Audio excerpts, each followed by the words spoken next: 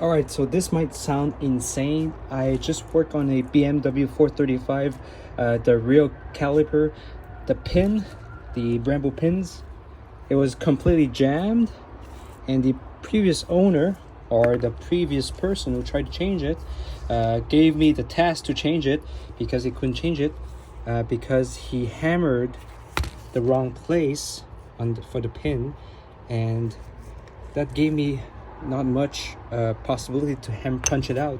So what I did was I took out the caliper. It was a 14 millimeter on the brake line at the back, and then I disassembled the caliper. There was 4 bolts on the back of each of they were I believe E10s. So there's 1, 2, 3, 4 of them, and then I kind of hammered it and disassembled, and then you would find the pin still stuck, and then you wiggle it, and how do you say, you hammer it, it's gonna eventually separate. Here's the broken pin. Of course I'm not gonna keep this one. You see, it's completely seized, broken, rusted, whatever you call it.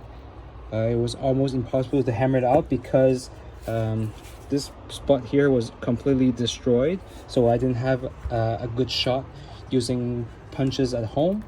So if ever you get into this case that the Brembo pin is kind of, how to say it, stuck, take out the caliper, disassemble the caliper, and you'll eventually be able to easily take out the pin, because these two are much heavier, so when you kind of wiggle it, it's gonna eventually come out. So I wish you guys good luck. This is a very quick tip on how to remove a rusted or very annoying pin on the caliper for the Brembos.